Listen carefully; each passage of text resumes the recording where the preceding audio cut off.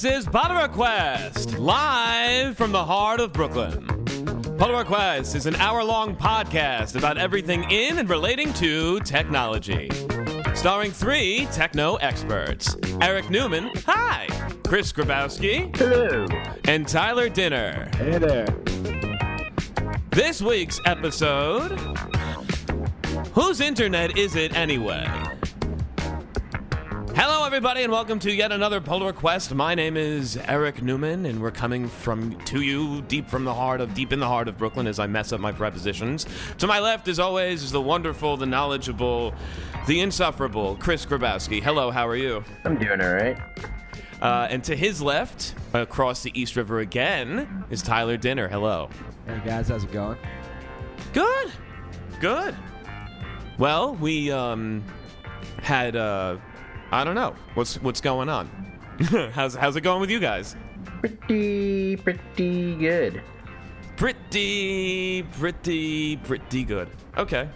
Well, went outside and told me it was nice today. Did you go outside today? Not. You did not. Bummer, Okay. dude. I'm sorry to hear that. It was no complaints. Can you get a little closer to the microphone? I feel like we're losing you, Tyler. I'm sorry. I apologize. That's quite all right. It's quite all right. Okay, so last week we had some really great feedback about the space episode that we did, and we had Brendan Byrne on. Just as a quick recap, who is the NPR affiliate in Orlando, WMFE's. He's their space reporter, and he spends his life reporting on NASA and space and a bunch of other cool stuff. And we talked about a lot of stuff last week about space and NASA's open source stuff and the future and possible Mars exploration. One thing that, first, that was a very non-coding episode, though we did manage to talk about some code. What did you think about that, Christian? I thought it was pretty interesting. Definitely cool stuff, a little different, but cool stuff. But I like to see that NASA is a while back I heard about how they're defunding the space shuttle, and it seemed like to a lot of people that's all NASA did. So it's kind of nice to hear about some of the other things. Absolutely, and especially that they're getting into, like I said, they have an open source initiative, and they're really doing a lot in many different. Licensing. They need to get better with licensing, but they are still the government. Tyler, do you have any thoughts? Fun episode. Great guest. Brendan really knew what he was talking about, so it was great to learn a lot of the insight, especially on the race between the private sector and NASA itself. That's great. I think you're a little too close to the mic. I'm sorry.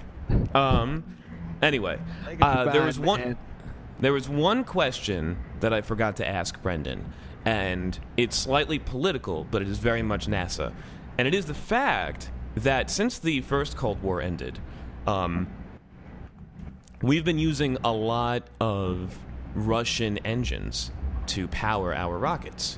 And I watched this documentary on Netflix about that, and it said that, this is one of those things, because we hadn't talked to Russia for a long time, and they were still very much in the space race when we had kind of stopped caring because we beat them, that they and the Kremlin had funded an insane amount of rocket propulsion research and rocket engine development research.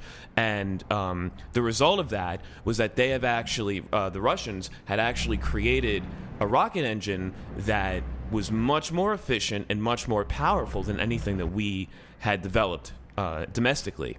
And that was only possible due to the information sharing that happened after the first Cold War, because as we're on the precipice of the Second Cold War. What? No, let's not say that. What? Second Cold War.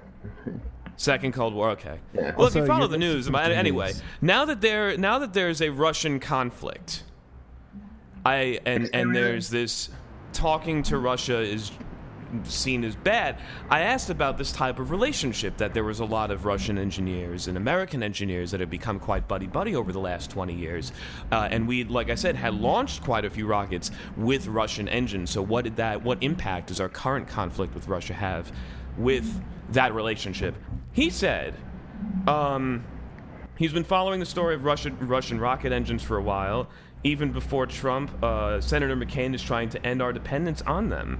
In fact, he's one of the reasons that the Blue Origin rocket is taking off. It's replacing the RD-180 that ULA, I don't know what that is, uses for national security missions with the BE-4. The politics of engines is pretty fascinating. So, I guess we just have to try to become less dependent on them. That's unfortunately a vague answer, but there's a lot still up in the air. Anyway, get it? Up in the air. Space. Ho ho, it's funny because it's true. Exactly. I wanted to give everybody, that's all that we've got for NASA, so we can close the book on that. I wanted to give everybody a quick podcast update really quickly. If you go to polarrequest.net/iTunes, of course, you can subscribe to us in the iTunes store, and you can view our RSS feed, polarrequest.net/feed. But now, we have a new forwarder. If you go to polarrequest.net/YouTube, you'll be redirected to our YouTube channel, which has videos of this podcast. It's not a video podcast, so you won't see anything that you can't see or hear with the audio version, except that it just may be more convenient for you to listen to on YouTube versus whatever podcasting client you have.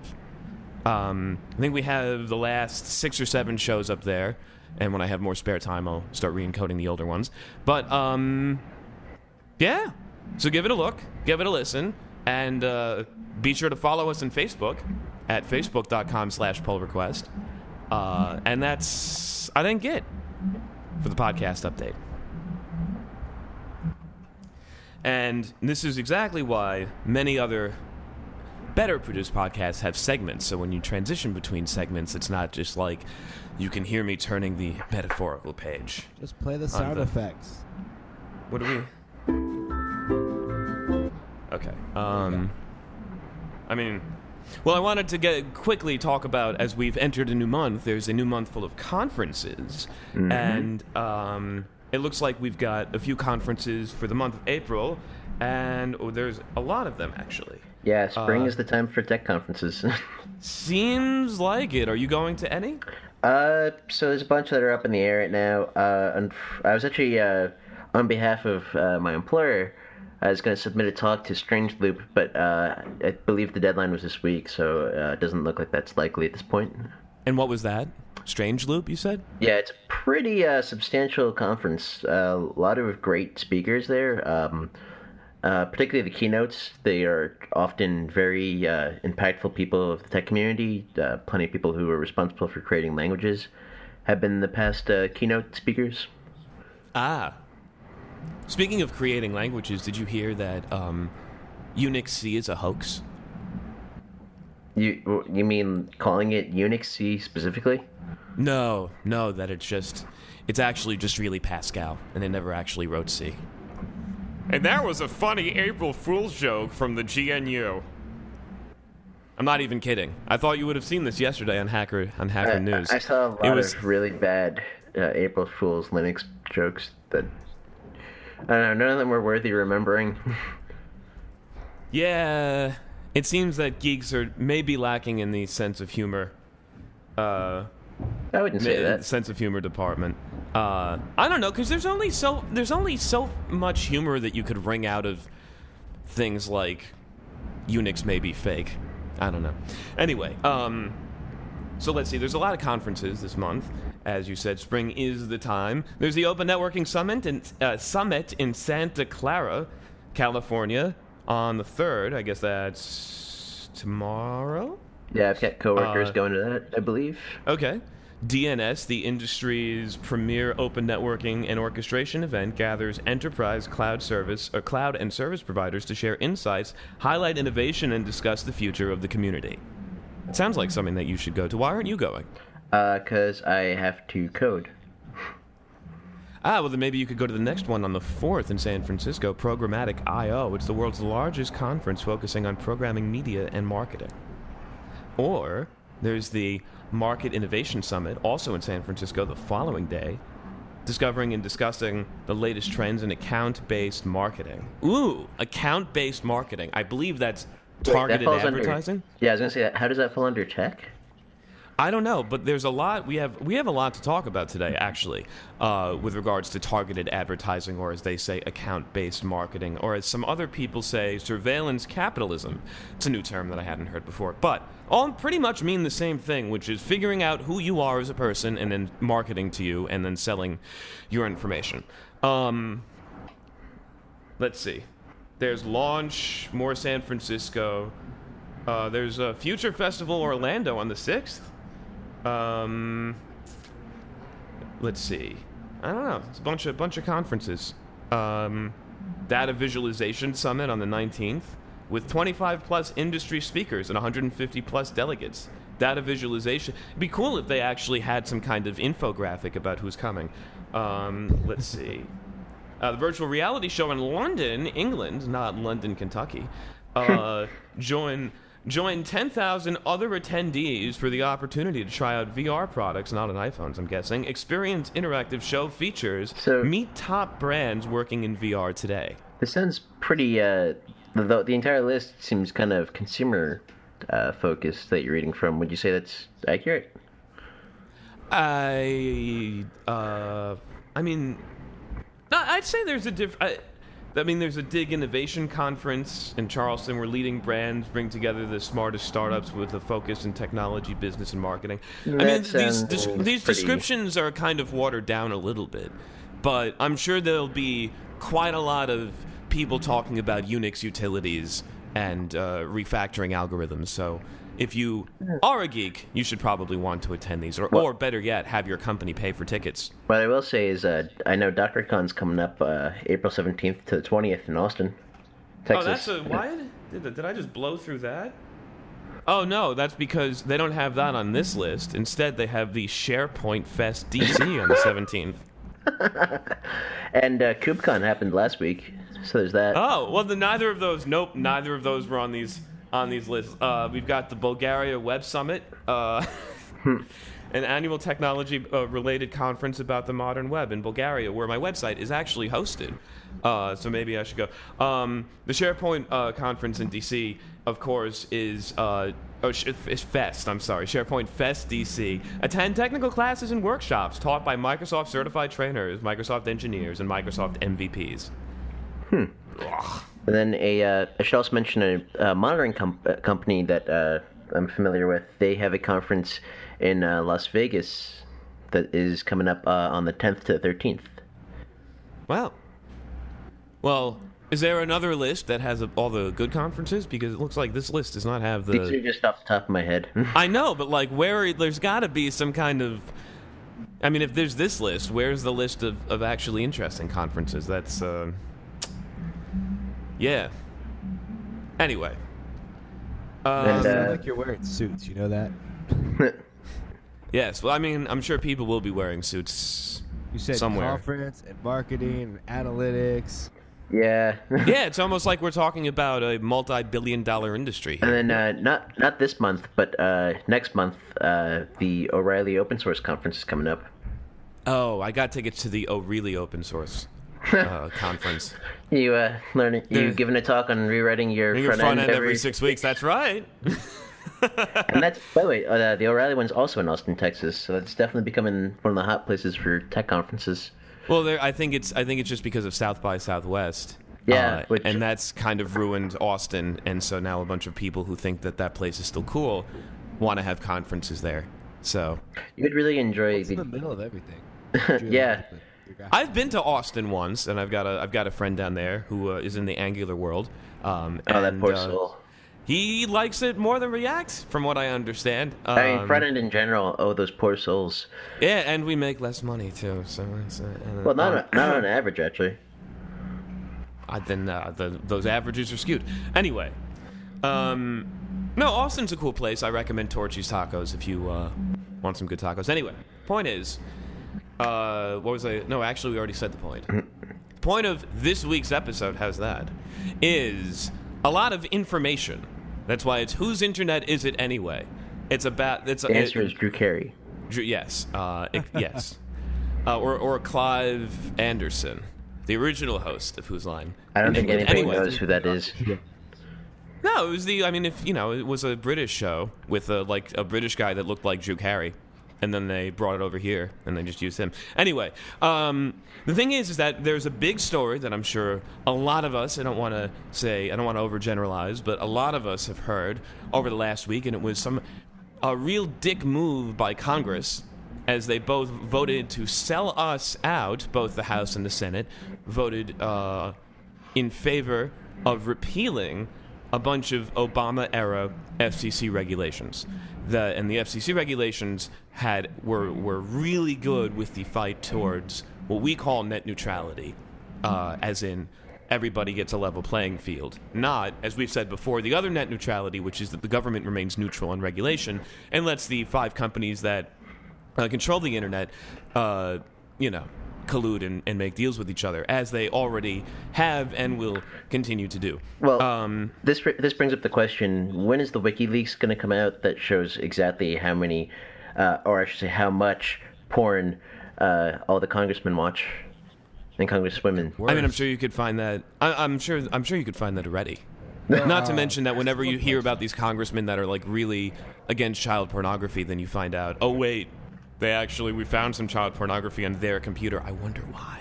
Cards Against Humanity pledged to buy all the data from all the senators that voted for it and all the congressmen. And they're going to display it to the public. Yeah. Really? Yes. Interesting. But I don't know exactly how this is going to work. I don't know if there's going to be a marketplace for data. I mean, there really could be. There almost is now. But I don't know if it's really going to be that simple and that easy to sell subscribers stuff. But like it is. Well, only time will tell.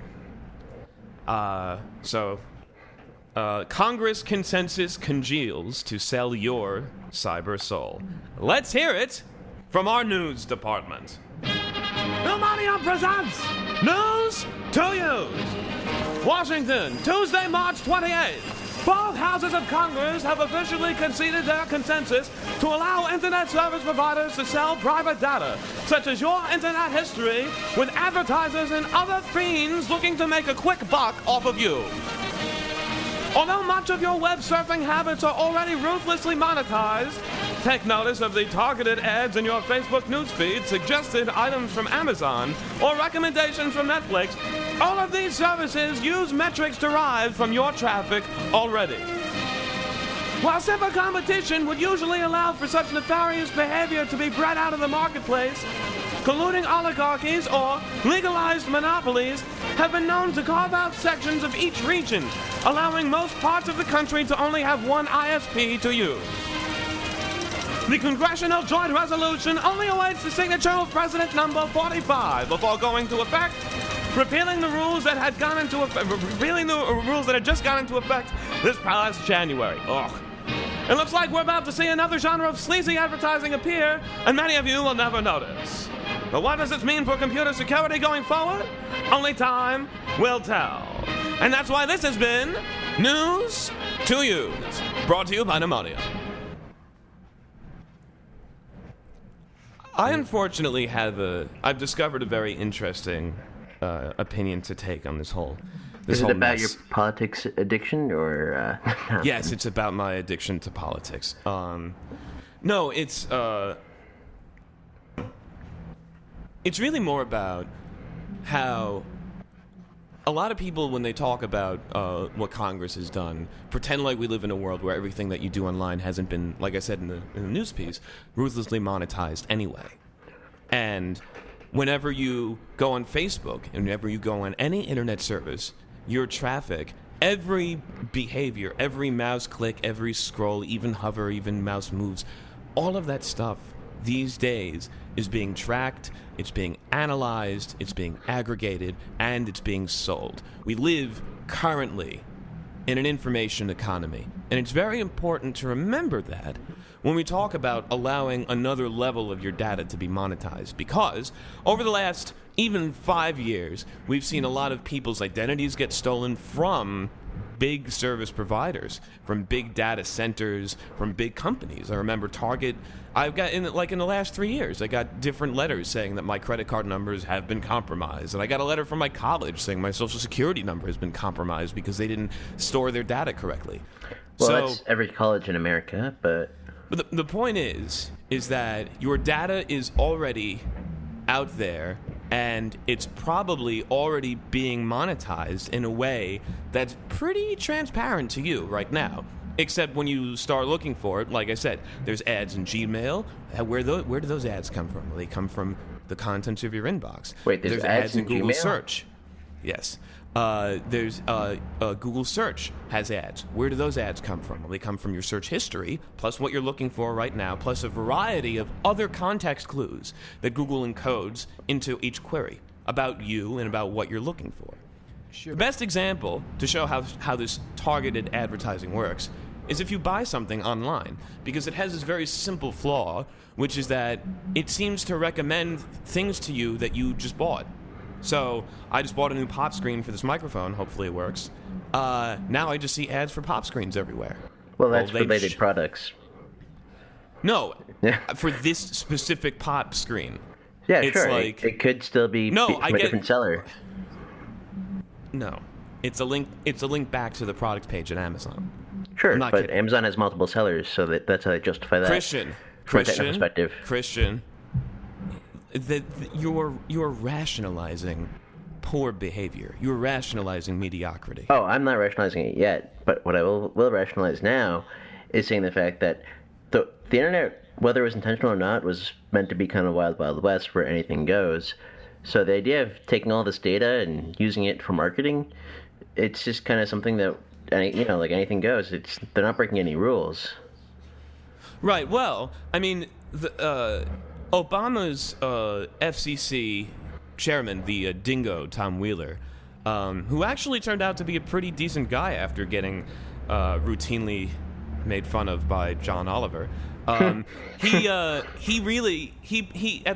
at the end of Obama's tenure in December and January, they actually passed quite a few rules that really would be good for us online, talking about the different types of information and what is sensitive information, what is not. Your right as a consumer to opt out of such information, or that the content provider or service must require opt-ins for certain types of information. That was very much outlined, and I have a few bullet points that I want to go over. But all of those are about to be repealed because we've got a new guy in charge, and any government regulation is bad in his mind and Congress's mind right now. So that's what they want to do, and they want to, like I said, the government's definition currently of net neutrality is, or the Republican definition, I should say, which, hashtag not all Republicans is the government remain neutral. Small government remain neutral on the internet. Like you said, Wild West, it's not illegal. Yeah, it's not illegal for them to package up your information and sell it. But is it ethical? Things like the contents of your emails. It depends. I'm pretty because sure this new bill included that. So Well, that's it's always been the you case could that only with your emails that it's that is an agreement between your service, whoever is providing your email service, and you. That if they do read them, it's disclosed in their service license agreement. Well, if they don't read but them, what if it's they also sell disclosed. them? You can't. Well, the hold post on. office can't sell me Christian's emails or Eric's letters. Like I can't just for $50 go buy the letters that Eric gets in the mail or copies of them. I wouldn't use a you wouldn't get the 20th actual century letter, but you get data from it. I wouldn't use a 20th century analogy for this type of thing because that's you wouldn't what it is. necessarily but you wouldn't necessarily be buying a single letter. You could be buying metadata about the letter. You could be buying if you could buy the trends actual from the. You can be buying trends from aggregate letters. There's a bunch of different ways to package up this data and sell it. But your internet history, which is gross. I can't. I'm sorry, Tyler. You're gonna have to speak up. I can't hear. It sounds like I would be able to go buy someone's internet history, Yes, that is exactly the case. which is gross. Yeah, but well, hold on. Because there's something that Christian you underscored that goes back to my original argument, which was if the content provider or the service vendor has a line item in the agreement, the service agreement that you sign, saying that we're doing this, and if you don't want us to do it, well, then you can F off and go to somebody else, except, that everybody else does this. Well, no, there's open except, well, source hold on. Then options. why should that be illegal? Why should it be illegal? Ethically, yes, it's abhorrent. I get it. Ethically, it's not. I shouldn't be able to go buy Tyler's web history. But should the government really get involved here? My entire stance on this is that who cares what these companies do? The internet should be the Wild West.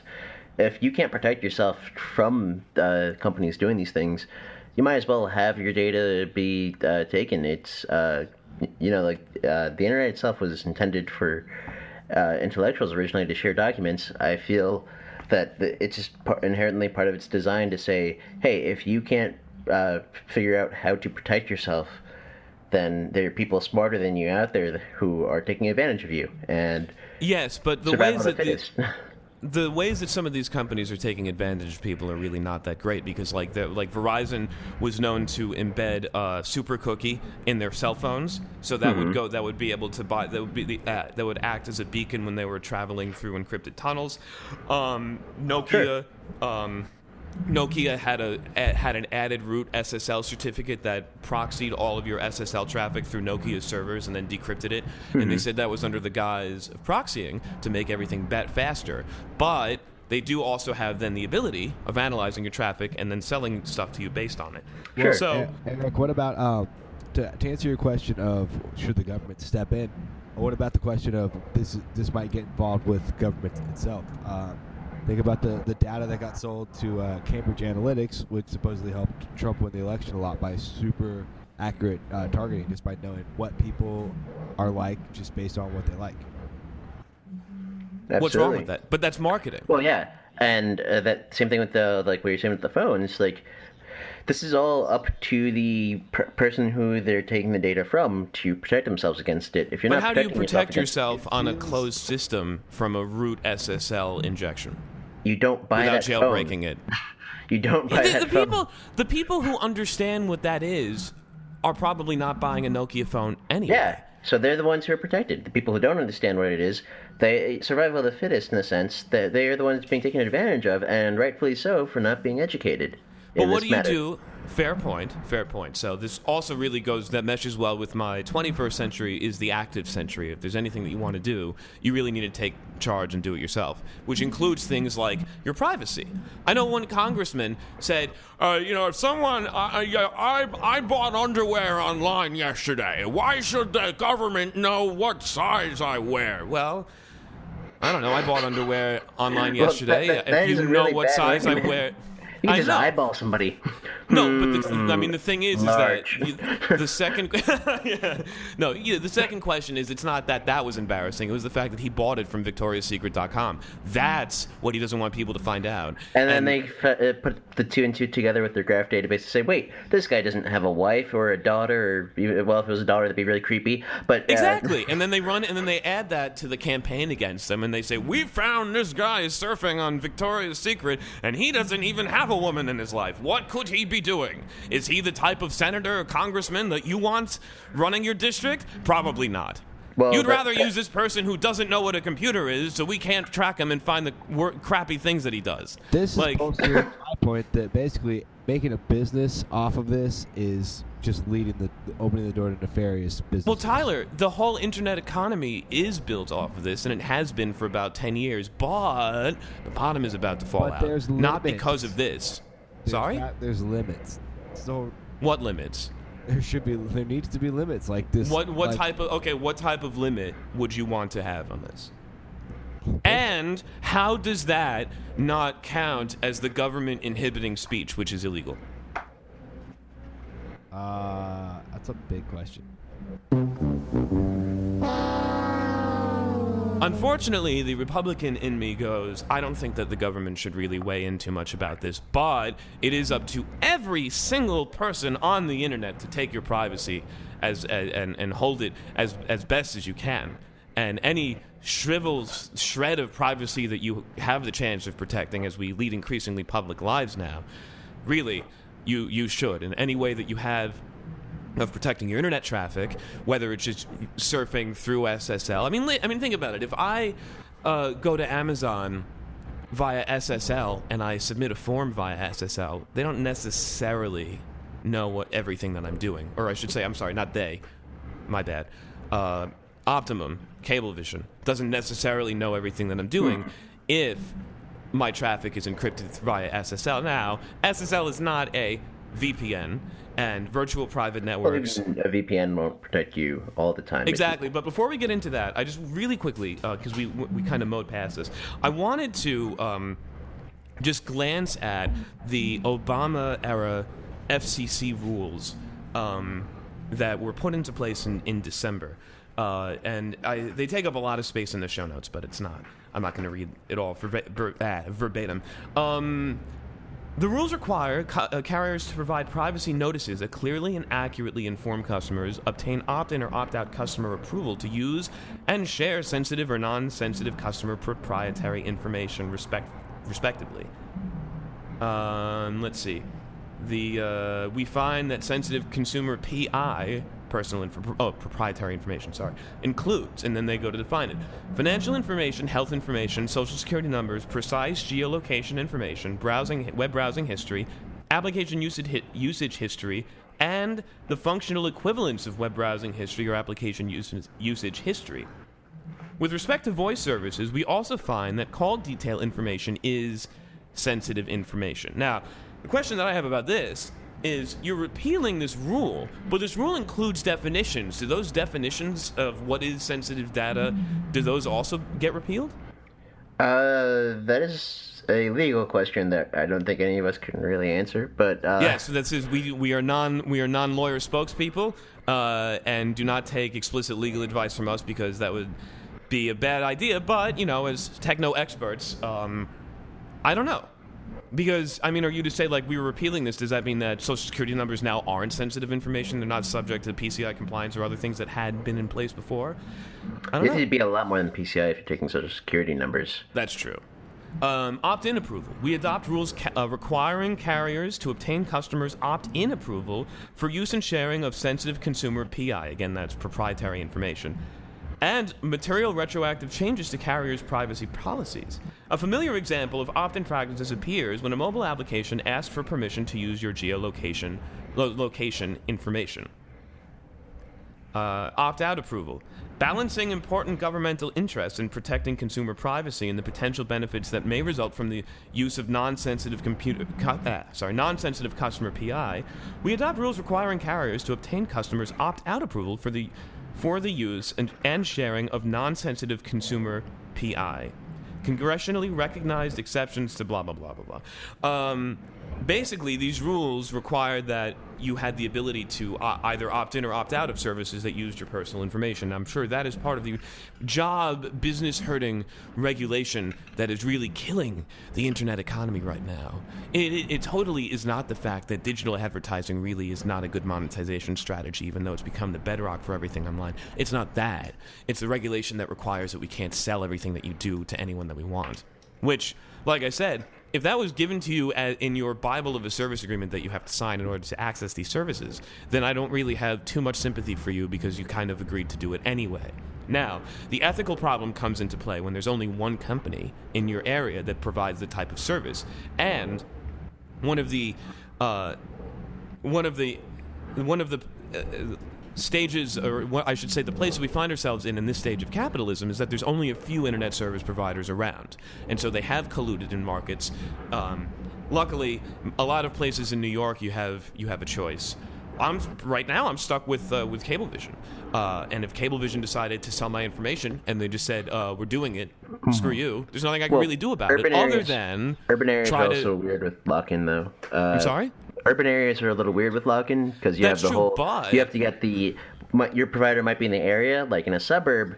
As long as they're in the area, you're good. But with urban areas, you have to get it going to the building in order to be able to get that carrier. That's true, but even still, there are, like I said, I have a few friends in the city that have a nice choice. I don't right now. I don't think you do. No, you do. You have a choice between Time Warner and FiOS, don't you? Or did they? Me? Just nobody chooses Time Warner. I've got a trifecta, but I'm stuck with Time Warner because of my building. I thought you switched to FiOS because that was why they I dropped you. cable altogether, but Well, FiOS isn't cable. No, I know it's internet. Well, actually, no, that's not true. It's fiber optic. It's anyway. TV. But so I dropped the television portion, and I only use the internet now, which is a lot cheaper. But my building is only Time Warner at the moment. I can get FiOS or RCN. I think we also offer RCN, the building, I should say. But yeah, I don't have FiOS going to my building specifically. That I'm aware of. And Tyler, are you only on? You only have one ISP? Only that you on could choose Time from? Warner. Wow. So I'm the lucky person. Well, I'm judging by how No, my apartment looks you've right got, now. I'm not lucky, but I managed to escape the grips of Time Warner with my Cablevision Optimum internet service, which. Yeah, now you got a different polished turd. You know what? I have to reset my router like every 2.5 days. It's probably not. That is a Cablevision thing. Every Cablevision user I know. I don't even have a Cablevision router. I have my own router, but for some reason I have to restart it every couple of days. I don't know what the hell's going on. Mine's about maybe every 5 months. Maybe I have to recycle it. That's it. Right. What is that? I also run OpenWRT on my router now. I don't run the OEM. Oh, I should use that. Yeah.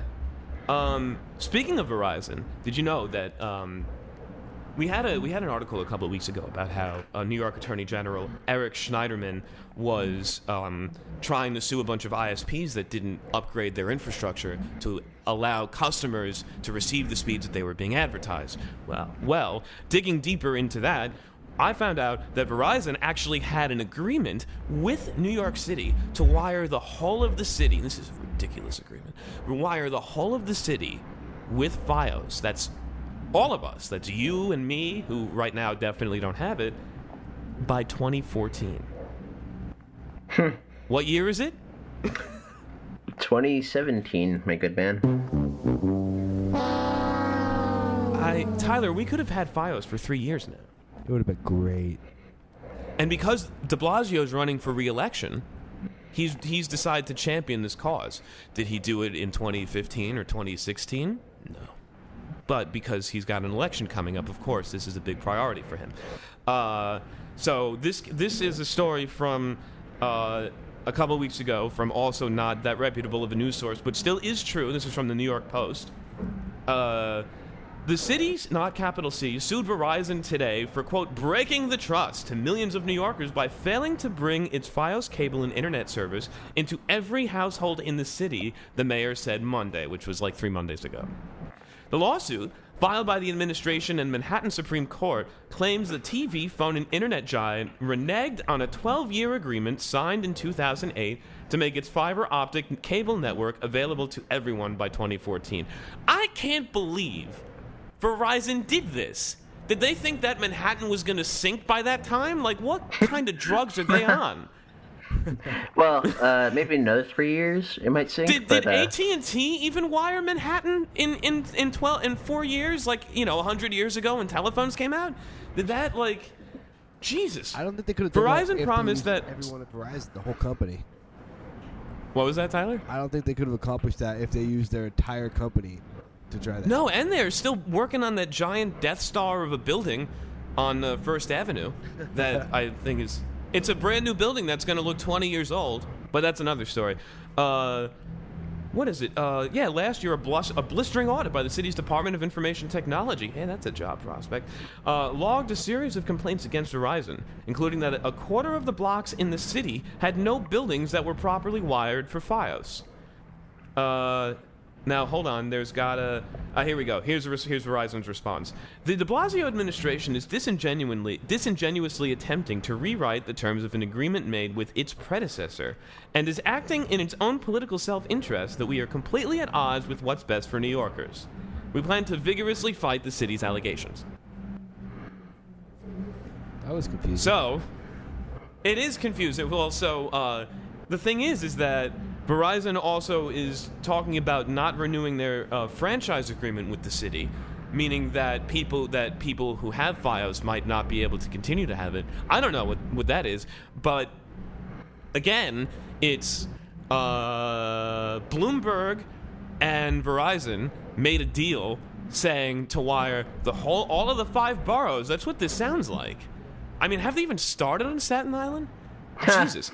I mean, do they need to? Do they have internet there? I don't know. They don't deserve it. But they said the whole city. That's the whole city. So they got that. I can't believe that actually happened. Verizon,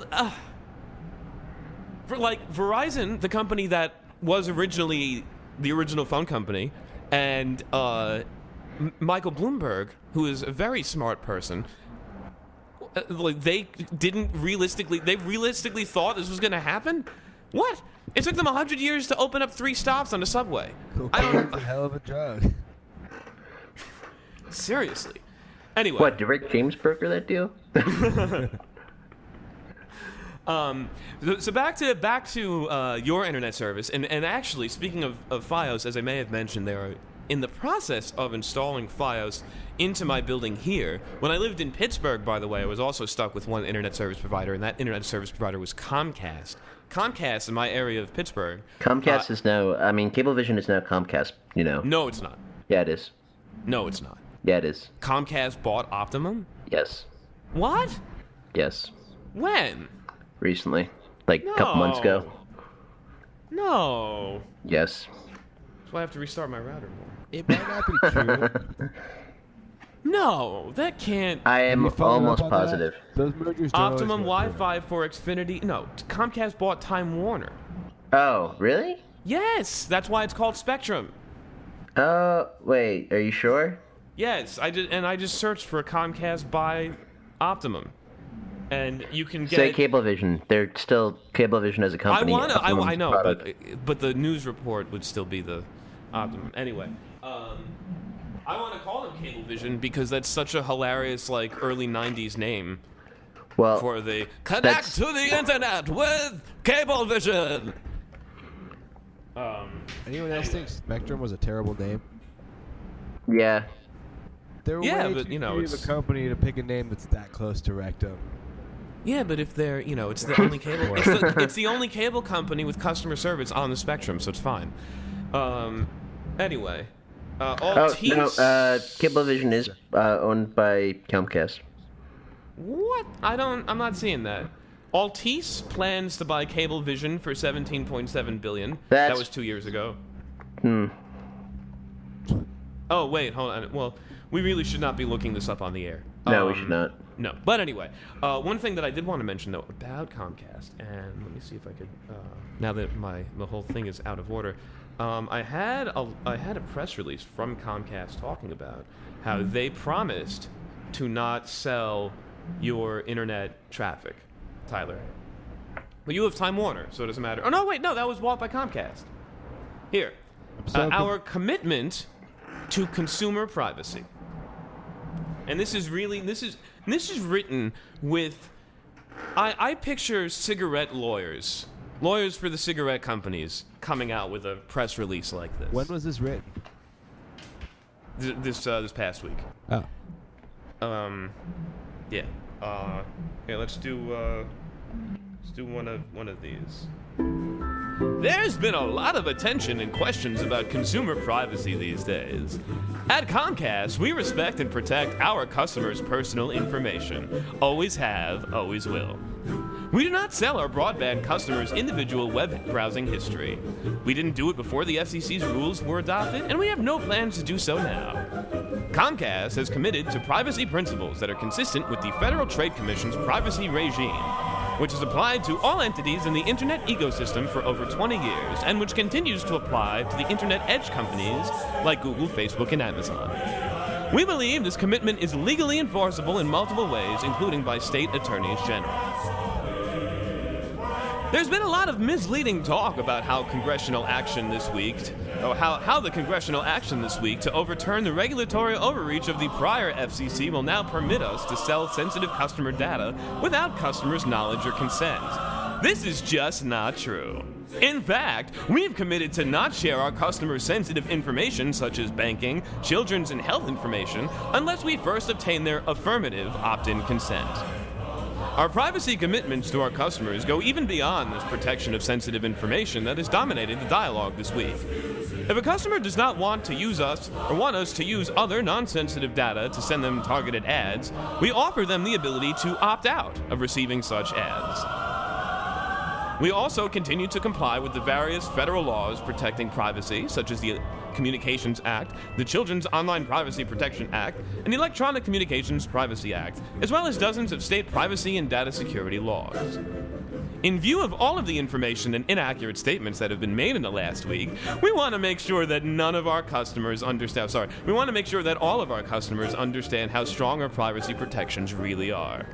So we'll revise our privacy policy to make more clear and prominent that, contrary to many inaccurate statements and reports, we do not sell our customers' individual web browsing information to third parties, and that we do not share sensitive information unless our customers have affirmatively opted in to allow that to occur. The bottom line, Comcast values our customers' trust and will continue to protect the privacy and security of their personal information. I don't buy it. Cigarettes. Yeah, you know what? If Philip Morris, if cigarettes were so bad for you, why would the cigarette companies want to kill off their customers? You know what didn't kill her? Smoking. Yeah, exactly. That had the tone of like a creepy guy in a van offering a child candy. Like I'm telling you, it really sounds like those lawyers that litigate for cigarette companies. Due to all the misinformation about how smoking may kill you, we in fact say that even though we're not scientists or doctors, it doesn't. Anyway, now, and since that lawsuit's been settled, those guys still need jobs, so now they're rolling into this. And yes, Comcast, now, like we said, Comcast won't sell your stuff unless you opt in, but what they didn't say in this spiel is that you may have to opt into that to use their service full stop. So, because, when the cable guy person comes to your apartment or home, they give you something to sign. Well, that could be in there. And if you say, well, I'm not signing it, then he can go, I'm not hooking you up. So there's enough wiggle room in this, but I would still take a moment, if you have, to call your internet service provider and ask them to not sell your information. They may tell you to F off, in which case you probably should because there's nothing you can do. And you probably won't notice if your stuff is being sold anyway. That's the real truth, because you don't notice that your stuff is being sold. I didn't really notice that my social security number was stolen, except for now that I own 4 houses in Florida. But that's another story, yeah. Did you know that you don't need a photo ID to buy a house in Florida? No, that's not true. For Florida, I believe it. I know, that's why I don't want to go back there. Anyway, let's see. So that was Comcast. Now, a great solution, a way of masking your internet traffic so prying eyes can't see it, is by using a virtual private network, a VPN. But this Wired article says that VPNs won't save you from Congress's internet privacy giveaway.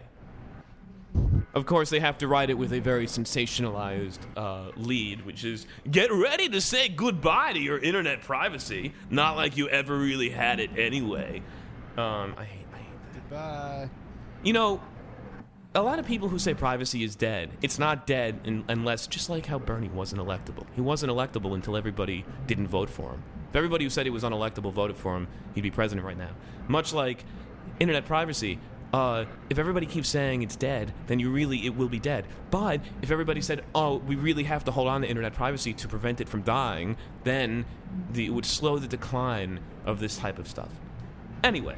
This goes back to punk rock. Punk rock was dead, punk rock was alive, and all that. Disco. Disco hasn't died yet. Oh no, disco dead. Disco is not dead.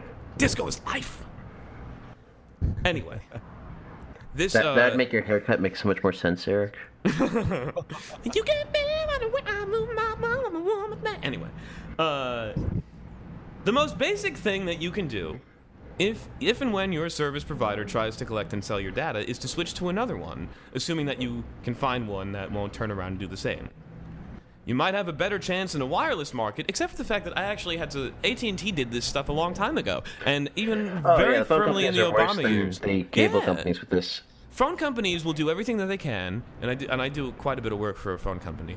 Phone companies will take any sort of technological advantage that they can to try to track you and monetize your usage. Like I said, Verizon Wireless had that super cookie that they put on all the phones.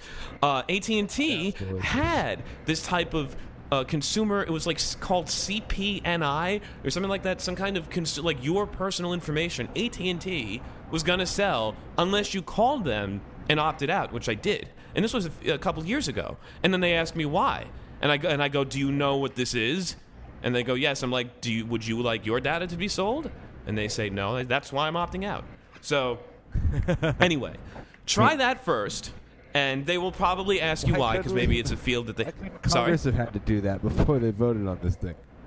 Yeah, exactly. No, but the thing is in my whole contention with and possible evil thought with what the government, with Congress has done, is that a lot of this stuff, like I said, has already been going on in a different way.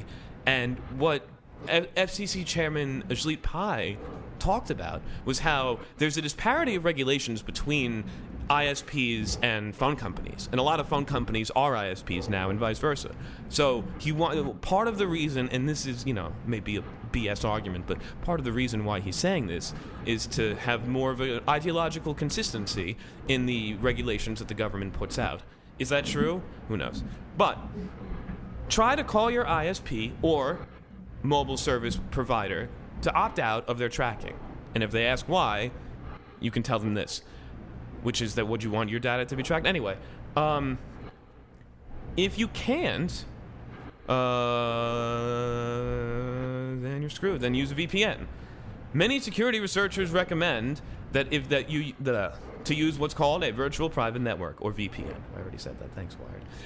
In effect, VPNs route all your traffic through their service. Now, it's interesting because do all VPNs by nature route all of your traffic through them? Because if I log on to a VPN and I have one... Wait, hold on. If I log on... Wait, let me just finish this question. If I log on to a VPN and I have one, and I go to one of those sites that tells me what my public IP is, it doesn't always change. It'll still say my Cablevision IP.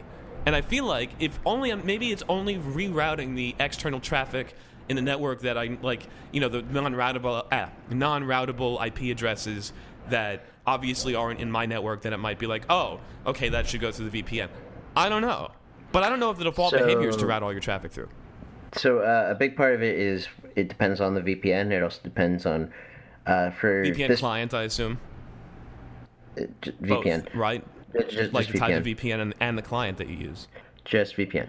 Anyway, okay. Also part of it is for this specific use case. Who are you trying to obfuscate your obfuscate your data from? If it's your ISP, that's a good bit more difficult. They could be collecting it in the modem at the hardware level if they really wanted to.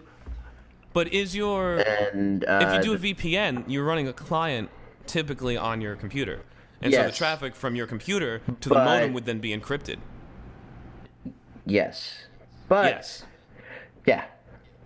it also depends on the VPN. Some of them, there's the more publicly used VPNs that you think you're using a VPN. If you just go in the browser and say, let me log into this VPN, it's actually only doing more of like a Tor proxy from it's more of a proxy than a real VPN. And in fact, and not even like this real article Tor one. This article recommends against using those, but we'll get back to that. And then there's like actual VPNs, like OpenVPN, where then your traffic is encrypted. Just make sure you keep your OpenVPN up to date. Now, are VPNs an SDN technically a software-defined network? So sorta. They are from a fundamental standpoint. From a use case and implementation standpoint, they're a bit different. An SDN is more so to have a virtual network that. So a coworker of mine wrote the one that we use, and that one is encrypted. But then you can use something like Coros's flannels in SDN, where that's just all of a sudden doing a natting of all of your processes, and so there's that.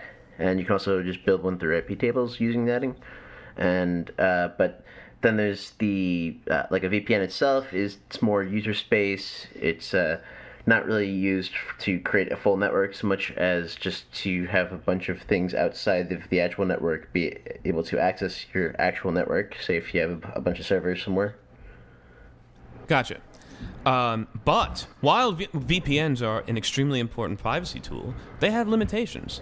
The most obvious, you need to trust your VPN provider to not track you and sell your data itself, which is also perfectly possible. Because even though your traffic is encrypted to the VPN, there is still an endpoint where the traffic has to exit your protected network and enter the real internet. And that could be in the middle of a data center if you're using a certain type of VPN, or it could be somebody's home computer in another country if you're using Tor. So it's very and there are malicious Tor exit nodes, and there are VPN services that will monetize your data. Sorry?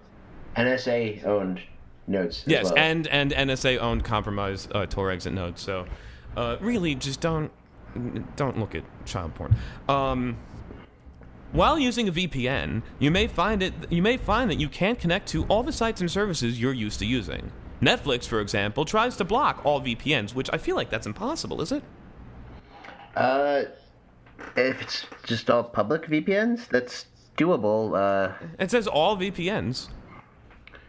I mean, it could also be that, hey, ignore the hey. If you're dealing with it at a much lower level, and you're actually getting the encrypted IP packets, or the Ethernet packets even, then you can actually say, these are encrypted, I don't want to bubble these up, let me just drop these. Interesting. But how, I guess you could just get a list of VPN IP ranges and then there's that, but you can also them. just look at the packet and see if it's encrypted or not. Oh, I see. I mean, it is already encrypted because I'm sure that all uses SSL. You'd have to SSL. unpack the packet a good bit to see that they're... Usually the way that these public VPNs work is they do a packet encapsulation where they have the encrypted traffic all the way down to like the IP layer, just then bundled in another IP packet. Ah, interesting.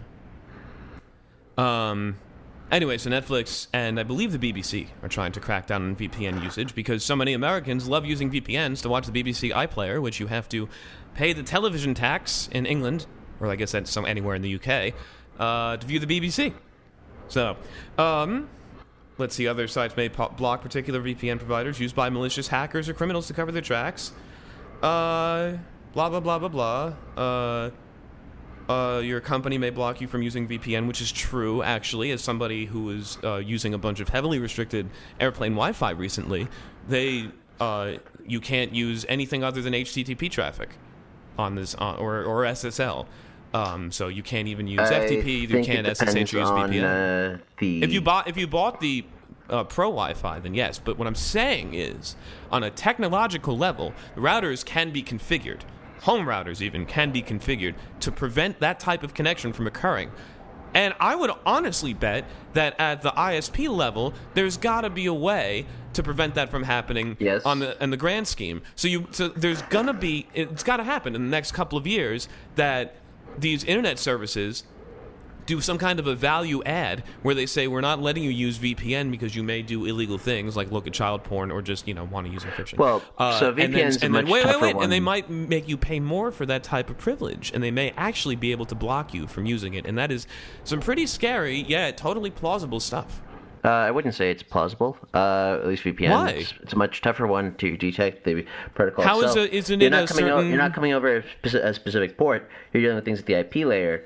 So it's much tougher to be able to do this. You can do it. It is plausible in the sense that, hey, this is something that the ISPs could do. But the performance hit that those would take, unless you're paying for like the absolute bare minimum package, it would really just not. I don't think people would buy into it. Well, the performance hit is like the performance to actually say, let me unpack this packet to see is it actually being encrypted at a higher level? Is there an encrypted IP packet encapsulated in another IP packet here? But if it's just saying, I want to block traffic of this protocol, it works for the transport layers and up pretty well. it's much harder to say at the IP level, can I detect a protocol, which VPN is an deals with things at the IP level, at least a good one. But the ones that are like most SDNs, VPNs, they all the way they do it is actually take in user space a UDP packet that they then place the IP packet into, and then send that over. So they could say, I just want to disable UDP traffic, and then you could just implement a VPN over TCP that's a lot slower but doable. What is a typical performance hit from a VPN, from like an average user would experience? 20%? 50%? Not even. It's very negligible. Negligible, really? Yes. Okay. Well, that's good. Depending on the distance of the VPN, I should mention. If it's like and the amount of hops. If you're going to a data center, for any of us to go to a data center, it's over by LaGuardia or somewhere in New Jersey. That's nothing. Does it have to pay a toll to get to the data center? Huh. Well, only on the way back, because there's no tolls to get to New Jersey. But anyway. Yeah, okay. Right, but, and much like Tor, when you have a certain number of hops that you have to take, each hop does really slow down the traffic. So, but when I was talking about the ISPs preventing VPN access, I was talking about it from the infrastructure level. So with the high-end enterprise infrastructure level equipment, you're telling me that it would actually be a real task for them to detect if their subscribers were using a VPN? Yes. Well, that's good for now. Until we hit that like quantum leap in the next 18 months that makes that really simple. So unless that's all that's really separating us from doing that is some kind of solution to a math problem. It's not making it simple, so it's not like you can solve this with a math problem. It's just the fact that unpacking packets while there's an absolute time to it, but relatively speaking, you got hardware that is also involved that can totally change this. But from a mathematical standpoint of the algorithm, in order to unpack these packets and see their payload within each one, there is a certain amount of time that it takes that it's just going to always take. Gotcha. Well, I did want to talk about really quickly some nefarious service provider behavior, as we kind of mentioned before. In 2011, security researcher Trevor Eckhart discovered that AT&T, Sprint, and T-Mobile all sold smartphones with pre-installed tracking software called Carrier IQ. Carrier IQ could track everything from the website's customers visited to Google search terms, ostensibly for troubleshooting purchases, not advertising. An FCC investigation later caught Verizon secretly bundling phones with its own tracking files, known colloquially as zombie cookies. The carriers eventually killed off these programs. Then there's the story from 2013 about how Nokia was performing man-in-the-middle attacks because they, like we said before, they shipped all of their devices with a new root certificate, and that allows them... Does that send all SSL traffic to them? Is that what that does? No, it allows them to decrypt all SSL traffic. How does the traffic get to them, though? And it's not SSL traffic; it is encrypted traffic. It's a matter of the fact that you're doing SSL. Oh, it's the browser. TLS That's what it is. A protocol. It's the fact. No. It's not the browser. It's the fact that no matter what traffic they're doing to the phone, if it is encrypted, if you have the root key is always going to be this key that Nokia knows about. Nokia then can always decrypt your traffic. But how does the traffic get sent to them? That was my point. And the way that it is via their browser. No. Well, that's what happens. I'm looking at the article. Okay, they can do it that way, but that's not specifically the only way. It could be that just a matter if they decrypt it on the phone and send it through something, they can decrypt it at the browser point and send it through. And where else does Nokia get the traffic? Well, that's where they would collect the traffic, most likely, is somebody going through their browser and using it. But these days, you also have a bunch of apps that all use... let's say every app uses HTTP at least, and HTTPS, if you're splitting hairs. And then there's plenty of other ways that you can be doing it, particularly some of these more IoT protocols these days. A lot of them are at least hopefully using TLS, particularly if they're over Bluetooth. But if you're using TLS and you have the root CA or root key or certificate, whichever, then it's you just can decrypt it, so it doesn't really make a difference. Gotcha. Well, in this case, it was just Nokia's Express starts with the letter X, Press, browser. They did it because they figured that proxying your data through their servers between your phone and their servers to the endpoint, which is what the site you wanted to access, would somehow be faster because it can like recompress images and mobile optimize content better. So here's what they said. Wait, hold on. Nokia's Nokia, it's trying to be funny, has confirmed reports that its Express browser decrypts data that flows through HTTPS connections. That includes a connection set up from banking sessions, encrypted email, and more.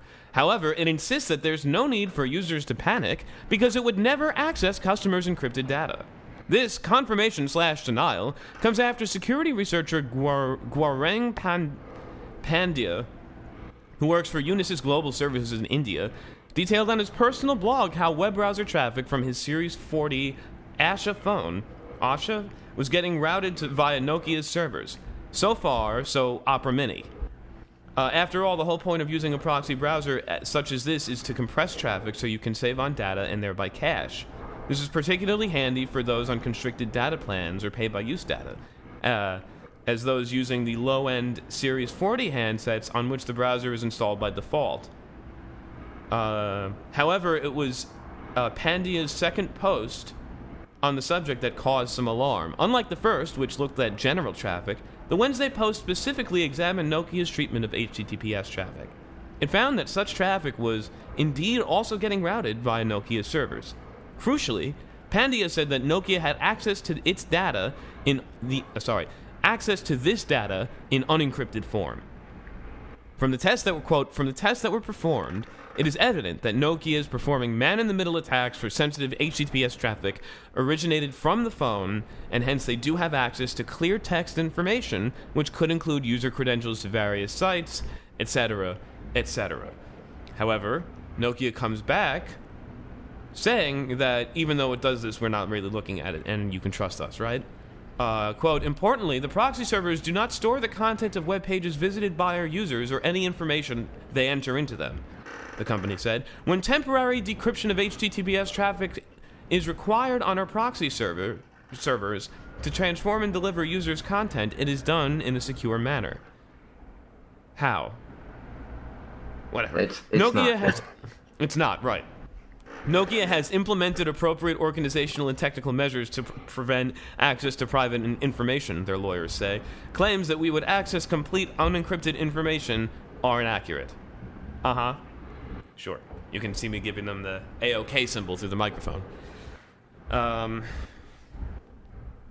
Yeah. So, nothing is sacred anymore. We did 2 episodes on the dark web. Over 100 snooping Tor nodes have been spying on dark web sites. Researchers have uncovered malicious hidden service directories that again uncover meant to be secret dark web sites. Malicious exit nodes. Basically, that's it. When set up properly, these directories don't record or log the addresses of the services themselves, allowing the dark websites to hopefully remain undiscovered. But sometimes people deliberately modify their directories to keep a record of all the sites it spots. So it uses this thing called an HSDIR, or a hidden service directory, I think? Yes, hidden service directory. The relays of the network that allow people to visit dark websites, which I guess are just like a collection of those really long domain names that are dark web domain names.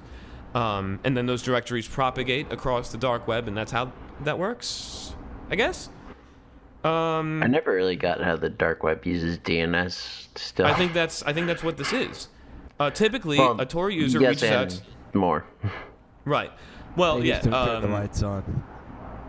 At the time of the writing, there were over 3,000 nodes with this HSDIR flag, according to figures from the Tor project. When set up properly, these directories, like I said, don't record or log the addresses of the services, allowing the sites to remain undiscovered, but you can modify this, because since it's all open source, to record the sites that it spots. By setting up honeypots in the Tor network, Guevara Nubir, professor from the College of Computer and Information Science at Northeastern University, and Amirali Sanatinia, a PhD candidate from Northeastern also, discovered an armada of Tor hidden website directories that are spying on dark web sites. These modified nodes allow whoever is behind them, perhaps law enforcement, hackers, or other researchers, to find the addresses of sites that are supposed to be secret. This really sounds like a security through obscurity thing. That's not good. Yep. It's like a lame hip-hop song. Yeah, well, that's, I guess that's, Tor's not as secure as you thought. Proxy servers aren't safe. We just talked about that. Use a tool called Proxy Checker at proxycheck.hascheck. That's HASCHEK.AT. I don't know what AT is, but it performs a cursory evaluation on any proxy service to ensure it isn't manipulating content or forcing users to forego encryption. I remember some of the earlier proxies that would redirect you to ads if you used them. That's really funny. When I was in high school, I ran a proxy server on my website to get around the district firewall.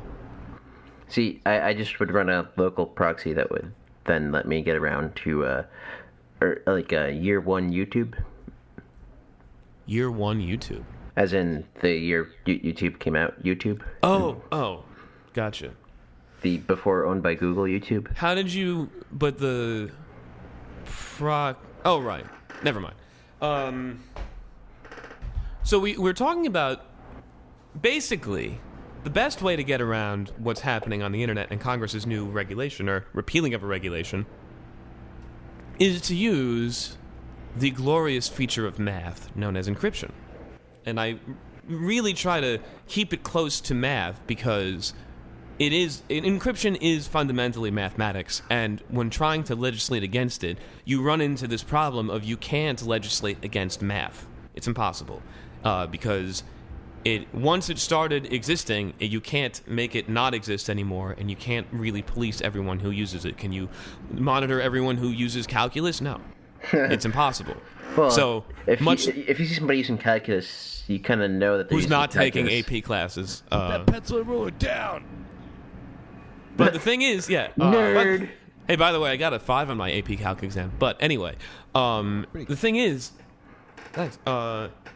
10th grade too. I forgot most of that stuff. It's really sad. But yeah, and I took Calc B. I took Calc 2 and 3 in 11th grade. And oh my god, I took pre-calc and it was the hardest class ever, and I didn't understand it because it was stupid. We had to do all the work longhand, and then when I took calculus 5 years later, I learned the derivative. I got so mad because it was easy and fun. I got so mad because it was easy and fun, bro. Why would we do this in the first place? You know what? I don't need to be patronized, okay?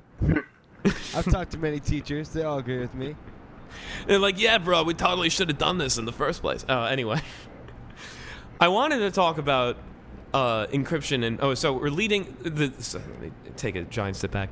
So, encryption is really the best way of getting around who's snooping on you online. But the government, in their zeal for repealing regulations, also would love to outlaw encryption. And it's not just our government. A lot of Western governments are trying to outlaw encryption because terrorists and drug dealers can use encryption, and even with a court order, like that's some piece of magic, people can't crack the safe. Why? Because it's math.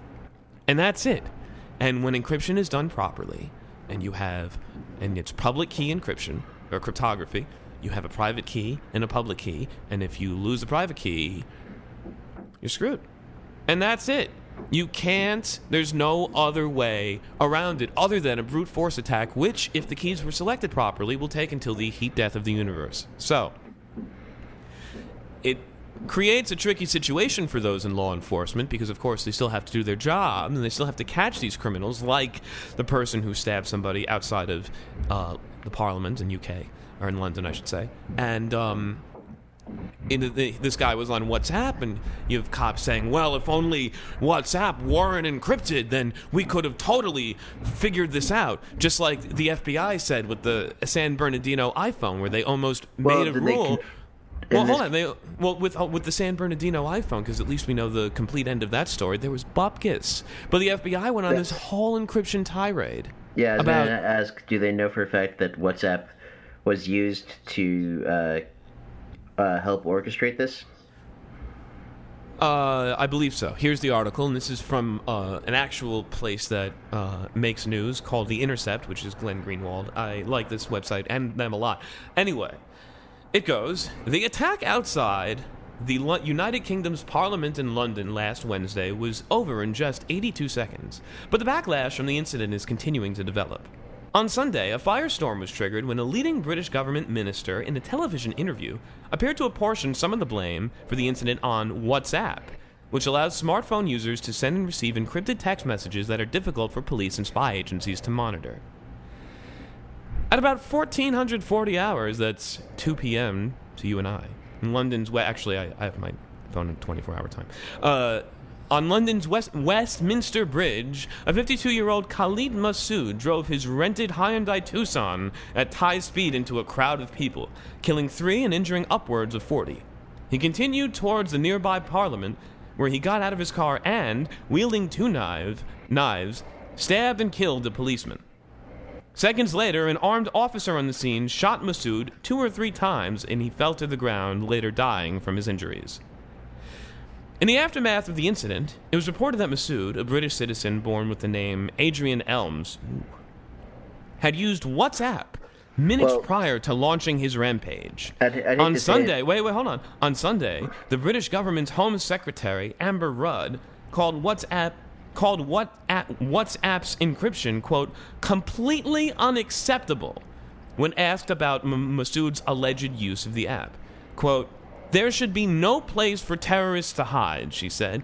We need to make sure that organizations like WhatsApp, and there are plenty of others like that, don't provide a secret place for terrorists to communicate with each other.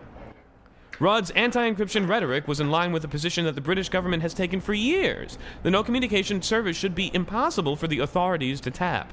Former Prime Minister David Cameron, seen crying in his room, pushed this policy following the Charlie Hebdo killings in 2015.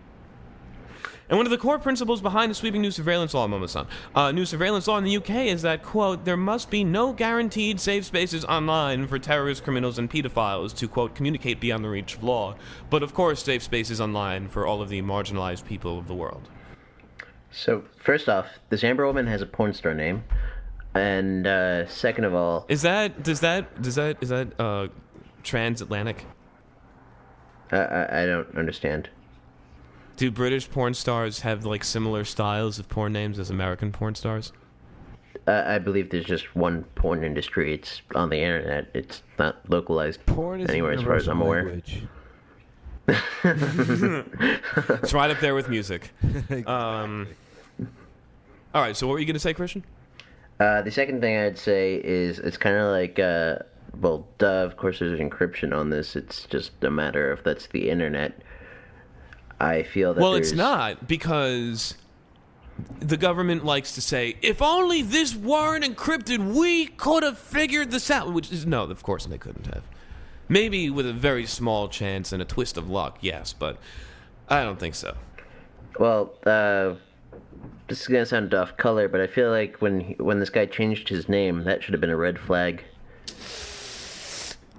Yeah, but you can't say that. Well, we did.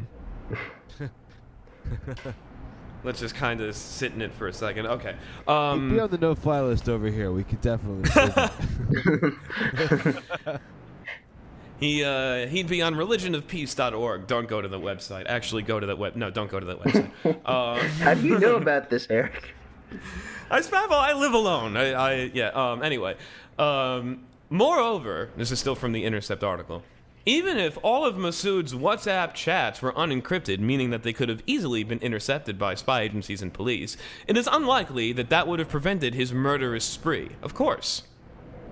But the governments, ours and theirs and everybody's, will use these, never let a crisis go to waste. They will use these horrible, despicable events to push forth their agenda, which usually has some kind of surveillance imperialism element in it, and what country could do surveillance and imperialism better than America? Well, it might be Britain, because they also were the country that had the guy who wrote 1984, George Orwell. Anyway. And Mr. Imitation Game. Oh, yeah. Alan Turing. Yes. Who cracked Enigma. Oh, yes. And then there was the Publius Enigma, which was done by Pink Floyd in 1994 for the Division Bell. You're getting off topic, but no, it was hashtag England. Anyway, it is unlikely that it would have helped. UK Prime Minister Theresa May has acknowledged that he was not under investigation at the time of the attack, so his communications would not have been the focus of any eavesdropping. If it does turn out that Masood was sending encrypted chats to terrorist handlers, these messages are not necessarily beyond the reach of investigators anyway. After he was shot dead, notice he didn't have a gun, because, you know, he still did a bunch of damage without a gun, gun control. After he was shot dead, police officers will have thoroughly searched Masood's vehicle in his home, seizing his belongings. The officers obtained his smartphone. If the officers obtained his smartphone, they should be able to access it and recover the WhatsApp text stored on the device, much like how the FBI eventually broke into the San Bernardino attacker's iPhone. And London's Metropolitan Police did not respond to an inquiry on Tuesday on whether they had done so. However, a spokesperson for the British government's Home Office, which I believe is their Department of State, told The Intercept that it could not answer questions about Rudd's WhatsApp comment. Quote, "The government supports encryption in cybersecurity," the spokesperson said in a statement. Quote, "But it is irresponsible to give terrorists a way to plot online which could not be intercepted by the police and intelligence agencies who are trying to protect the public from further attacks," which I call cognitive dissonance, because we support encryption in cybersecurity, but we don't want you to use it because it could give terrorists a safe space. But we support it. Like, we can use it. We like using it all the time. That's how we're spying on you. But, you know, you can't use it. Just like DRM. DRM only hurts honest people. And outlawing encryption would only hurt honest people because, again, anybody with a calculator big enough, honestly, could do this stuff on paper. You don't need some special device unless you're doing really complex operations, with most modern encryption today does, and you would actually need a device. With my first year of college, I had to do RSA encryption on paper. Oh yeah, no, I have a minor in encryption. I had to do a lot of stuff by hand.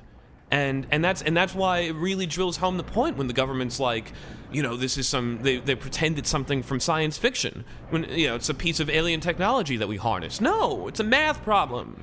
And as the numbers that you're adding and multiplying get bigger, it will require more power to do the math problem. But that's it. So, in a country filled with people who don't like mathematics, it makes sense how a lot of them could be buffaloed into thinking that it's evil when it's not. And then, by the way, this uses another reality distortion and psychological warfare technique of emotional reasoning to say that, you know, we just want our mothers and children to be safe from terrorists plotting things online because we know that the next 9/11 will happen. The next 7/7 will happen online in WhatsApp on an encrypted server. Nonsense. Let's see. It is difficult to assert support, and this is one thing why I like The Intercept, because they actually do some critical thinking here. It is difficult to assert support for, quote, encryption in cybersecurity, however, while also advocating for encryption to be weakened for the purposes of surveillance. As security experts have pointed out, a surveillance backdoor cannot be built into WhatsApp or any other service for the sole purpose of allowing British government to spy on terrorists or other serious criminals. Because... Why, Christian? Sorry, I was still on the my off-color comment, which... we gotta plow past it. We have to plow past it. I want to clarify, though, that you're gonna just bring it up again. Nobody has a good reason to change their name unless their first name is Tessa and they're about to marry somebody with the last name Ickle. Otherwise, you're changing your name for a reason. It is difficult to assert support for, quote, encryption in cybersecurity, however, while also advocating for encryption to be weakened for the purposes of surveillance. As security experts have pointed out, a surveillance backdoor cannot be built into WhatsApp or any other service for the sole purpose of allowing the British or any other government to spy on terrorists and other serious criminals. Why? Christian? I'm kind of confused. Because the backdoor would create a gaping security hole which Yes, could potentially be exploited by hostile that's the foreign confusion, intelligence though. agencies. Like, I don't understand the logic. You can't create a backdoor for the government to use and no one Giggity. else because it will eventually be used by everybody. Giggity. And then it prolapses.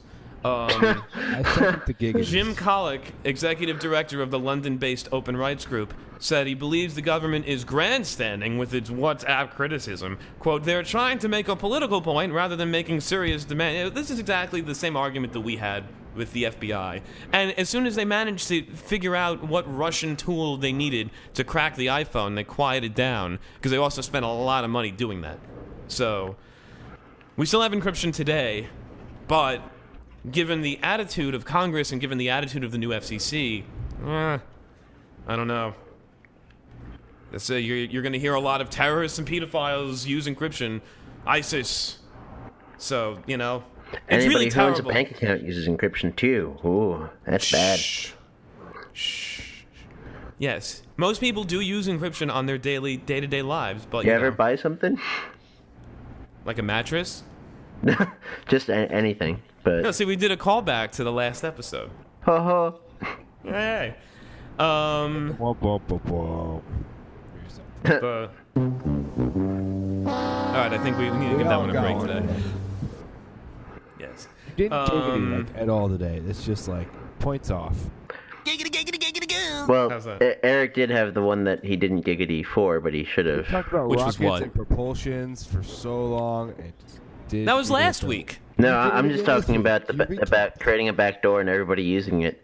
Which the other response that would have been totally appropriate would have been, "Oh God, oh God, huh." That one is also sexual. He mentioned gaping backdoor. Okay. I really wish I need some complex audio routing to have I want the sound effects to duck under the vocals so they play at a loud volume. But then as soon as you start talking, they automatically go down, and then when you stop talking, it's kind of just one of those. Giggity, let's have sex. Anyway, You should write that code. it exists in many real audio programs, not just the one that I'm using. Let's take a quick break. And from this encryption, the government is screwing you. Just real quick break and talk about. What are we talking about? We're talking about. I haven't What done you this in a talking while. about, Willis? I haven't done this in a while, Christian. I'm sorry. I don't even know. Is it? I think it's this one. Hi, friends. Do you live in New York City? Well, if you do, Pneumonium has a beautiful new product for you. It's called Where Am I? Your 5-borough compass navigator. To help you get anywhere from Staten Island to the Bronx. Simply go to www.whereami.nyc and enable location services on your mobile device to find the neighborhood, borough, and 3 closest subway stops to you, wherever you are. No ads, no tracking, just geospatial brilliance. That's Where Am I? Brought to you by Pneumonium. Pneumonium, reinventing media daily. Okay, now let's get back to how the government is screwing you. It's really sad. But, these people got to work 40 hours a week and they run out of things to do after they spend 20 of those hours drinking, so they got to write some laws. And you guys aren't laughing probably because that's really true. No, it's not even that they gotta write laws. It's the fact that, hey, some company gave them money to write laws. Right. That's it. How do we spend this $16 million without Not even taking on spending. any How assets? How do they justify receiving that money? Because Right. a lot of it's lobbying money that is not really directly given to them, so much as it's like, hey, we're a lobby, we're going to take you out for a nice steak dinner, maybe a strip club, go golfing in the morning. It's going to be a good time. Just let's pass a law that says we can eat babies.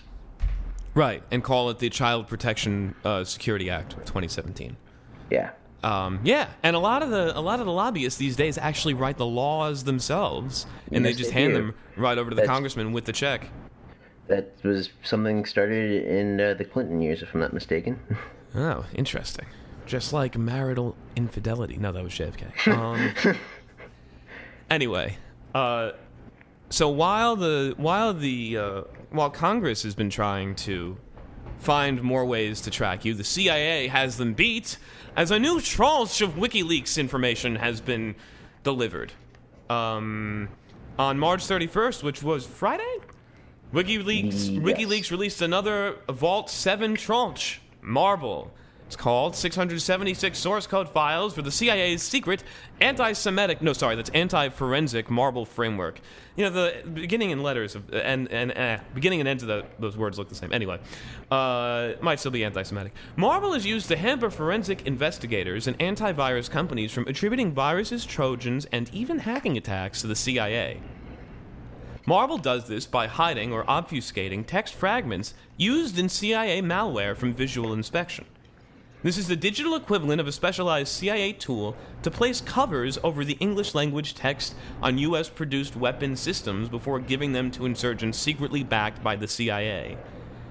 Marble forms part of the CIA's anti-forensics approach and the CIA's core library of malware code.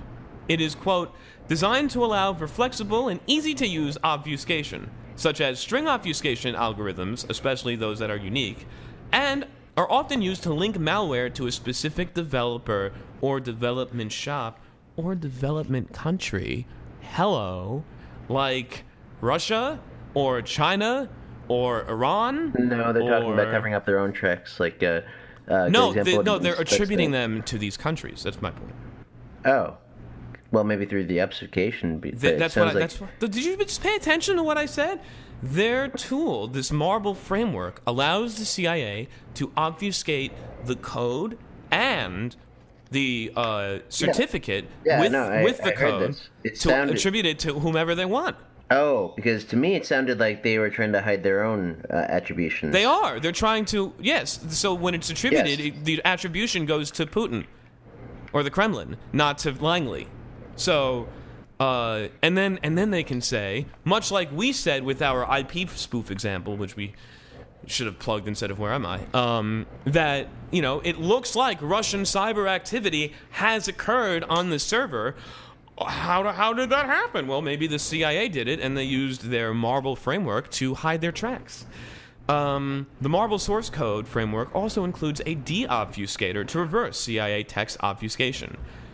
Combined with the revealed obfuscation techniques, a pattern or signature emerges which can assist forensic investigators to attribute previous hacking attacks and viruses to the CIA.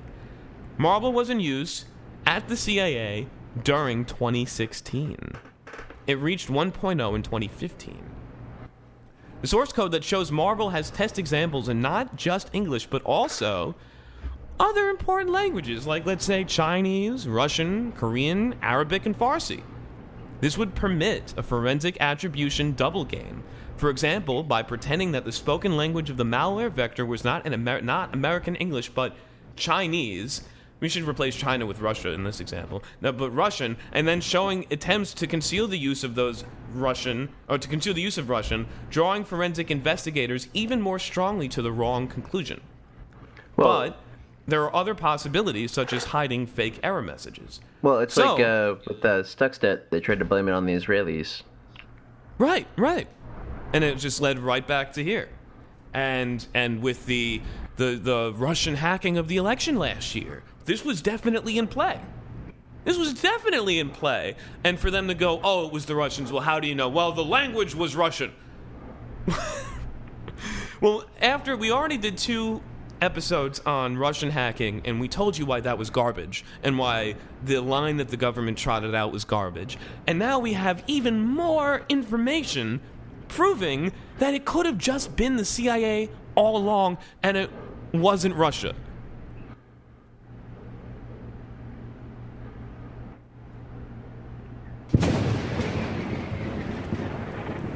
Yeah, exactly. What do you think, Christian? I think that from a technical standpoint, this is interesting. And you reviewed the that hit itself. I said that hit itself. I didn't even hit the fail button. But you've taken a quick look at the Marble framework source code, yeah? Yes. And how is it? Can you explain how it works really quickly?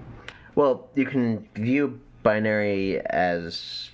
So a big part of it is actually obfuscating these strings in binary, which particularly for hard-coded strings, those will actually show up in like an editor. Also, if you just take a dump of memory somewhere that's running, you can see strings. If you just put them into a text editor, strings will just be decoded. And that's part of the reason why someone else from our Russian hacking episode, John McAfee, the Keith Richards of code, hopefully he's had some more sleep since then, said that he could decrypt that San Bernardino iPhone in half an hour. If you just hooked up the memory to a computer, man, I can see the string that it's looking to compare the password to, and then I'll tell you what it is. Even though the computers don't really do that anymore. That's another story. But... So how does Marble work? So the way it kind of just does a text transform within the binary itself to say, hey, here's a string that is in the source code or the signature itself that says like this was compiled on this computer. Taking that and changing it in such a way that it looks like it was compiled on a different computer in a different language. It's kind of tackling it from looking at binary as text. So you take a pre-compiled binary executable, which is just a regular program, yes. And you can splice the compiled program in a way that allows them to obfuscate the strings and obfuscate anything that could be used to attribute the binary back to them. Yes. And what I'll say about this is, why does the government spend time on this? Well, when you have an unlimited budget. Yeah, why can't it spend time on more important things, like getting McDonald's to bring back that Mulan Szechuan sauce? Updating iTunes? Updating iTunes. That's basically, I mean, look, when you have a virtually unlimited budget and really no oversight, and you have this perpetual fear of everyone's going to hack you unless you hack them first, that totally could lead to something like this. Oh, absolutely. And the fact that this was... Remember, we have to say this really loudly. I'm not going to yell it into the microphone, but this was really happening firmly under Obama. Yes. And Obama, probably a little late Clinton, too, I'm sure. Possibly, definitely. But, so Obama's hands are red with a lot of cyber war. Stuxnet, well, that was something that was started under W. It was so funding for that was increased to double with Obama, and then he also there is no official admittance to cyber offense, but there are clearly things out there through WikiLeaks and other things that, yes, under the Obama administration, the CIA and there's another organization that's kind of like take a few guys from the NSA, take a few guys from the CIA, and they make up some whole other organization, even though they're employed under those two. And the baloney of government. Pretty much. They are. It's an organization specifically to build cyber weapons. That's great because if we don't have all the cyber weapons, then someone's going to use one against us. Or something like that. I don't know. But it's very important to remember that this did happen under the president that everybody still wishes was around. So that's very very important. And the fact that this is being used. I mean, knowing that this exists and then having to watch network news, which I don't, and none of us do, because I don't think any of us have. You have a television, but it doesn't have cable. Christian. To having to watch network news with this continual, like, Russia is responsible for everything that's wrong in the world right now narrative, and then you see, anything that looks like real evidence can easily be debunked by common computer knowledge, and then plus some cursory looks at WikiLeaks. I mean, I don't know. There's another on the heels of Marble. By the way, if you want to use Marble, just download it from WikiLeaks and then include marble.h in your C or C++ program, and then you or can... any language that also supports the C library, which is all languages. Really? Yeah, I'd say. How about PHP? Yeah, PHP is almost entirely using C libraries under the hood. I can do like hash include, but hash is a comment. No, that's not. No, it's a different thing. Okay. You ever notice there's compiled extensions to PHP? Oh yes, so you can compile this as a .so or whatever it is. Chances are it's a .so. It's just a shared object. Otherwise, it'd be an archive, which you can also do like a whole conversion. It's weird, but you can convert archives to shared objects. Gotcha. Well, I think we're running out of time. One thing I wanted to mention is there's another CIA cool tool that was released as part of this WikiLeaks tranche, and that is right under almost on the same page as the Marble framework is dark matter. Oh, it's from a week ago. WikiLeaks. So the last, we could honestly make this a weekly segment, but the weekly WikiLeaks, weekly leaks. Hey, there we go. Okay.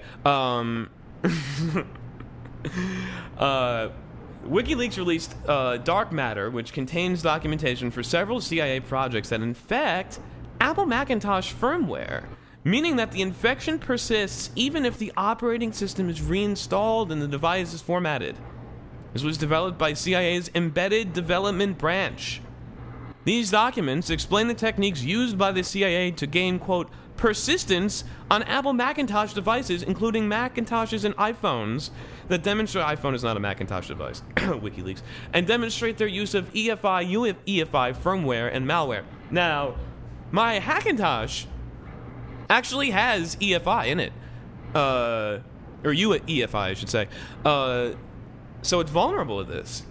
I'd say most computers have UEFI at the moment. I mean, most computers today do have UEFI on them, but it's not active. I think a lot of computers still natively boot into BIOS. No? Most, if they have UEFI, the way they ship from the factory, they're going to use UEFI. I don't think that's true, because Windows had a problem with UEFI for a while. I've seen quite a few motherboards that they boot up in BIOS, but you can switch the BIOS to UEFI. So that's not that used to be the case years ago, like 2 or 3 years ago. Oh, so post Windows 10. Yeah, these days Windows is probably actually got some of the more substantial support for UEFI. Does the nice fast boot, which it's actually nice unless you want to get Windows off of your machine, in which case it's actually a horrible thing and very painful. And then it turns into this things to work. And then it turns into the CIA rootkit, dark matter, which is what happens when you try to install Windows from a Macintosh. No. Let's see. Among others, these documents reveal the sonic screw... I thought you would have laughed at that. Reveal the sonic screwdriver project, which, as explained by the CIA, is, quote, a mechanism for executing code on peripheral devices while a Mac laptop or desktop is booting, allowing an attacker to boot its attack software, for example, from a USB stick, quote, even when a firmware password is enabled. The CIA's sonic screwdriver infector is stored on the modified firmware of an Apple Thunderbolt to Ethernet adapter. Not even on the computer. They've hijacked an adapter. Well, yes, this is why you don't plug things in that you find in a parking lot. But everything is an adapter. These. Oh, in the parking lot. It was free. The guy who was wearing the coat said I could get that adapter for $1. Yeah, you just had to close your eyes and suck on the hose, right? Yeah. They said there was no water that day either. Dark Sea Skies is an implant that... I thought you would have laughed at that too, man. I'm off. Dark Sea Skies is not to be confused with the Dead Sea Scrolls. The Dark Sea Skies is an implant that persists... And you like implants, Tyler. That persists... I'm just off. I'm not going to keep making jokes. If you crack an implant that hour and a half, I'll laugh. Oh, okay. Now, see, that was funny. Is an implant that Dark Sea Skies, start again, is an implant that persists in the EFI firmware of an Apple MacBook Air computer and consists of dark matter, CP, and night skies. SEAPEA, Christian, not CP, the Linux copy command. PCA, dude. Sure. Yeah. Respectively, EFI kernel space and user space implants. Documents on the Triton Mac OS 10 malware, its infector Dark Mallet, and its EFI persistent version Distarka are also included in this release. Wow. While CIA assets are sometimes used to physically infect systems in the custody of a target, it is likely that many CIA physical access attacks have infected the target organization's supply chain by including indirect mail orders. Oh, Jesus Christ. While CIA assets are sometimes used to physically infect systems in the custody of a target, it is likely that many CIA physical access attacks have infected the target organization's supply chain, including by interdicting mail orders and other shipments, as in opening, infecting, and repackaging, leaving the U.S. or otherwise. So, the CIA intercepts mail shipments and then unboxes the devices, infects them with malware, and sends them back out. I thought China were the people doing this, not us. Anything they can do, we can do better. Did you happen to look into the Dark Seas Skies source code, Christian? I did not get a chance to. It's a bit over my head.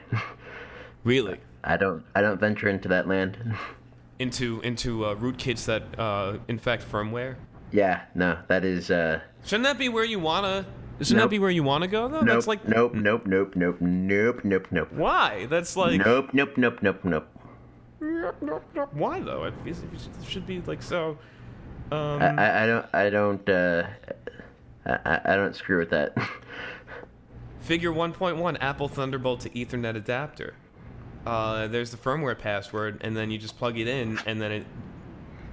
This is ridiculous. Anyway, go to WikiLeaks.org and search for Sonic Screwdriver or Dark Sea Skies, SEA, and read some of this because it is quite fascinating. And the fact this has been around for many years and is only coming out now, while people still remain willfully ignorant of all of the government's tools and technological capacities. They think that we're the good guys and that we only spy on terrorists, and anybody that we spy on, there's a reason, rather than just everything is tapped. Everything that you do is already being aggregated. You know, maybe Congress repealed the FCC regulations because they realized that private companies should just be able to do what the government is already doing, which is tracking everything that you do, aggregating it, analyzing it, and probably selling it.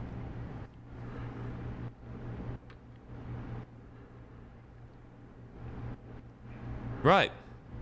Yeah, I think the government sells stuff. They still are down. Christian, are you talking to somebody on OkCupid or something? What's going on? It's getting late is the issue.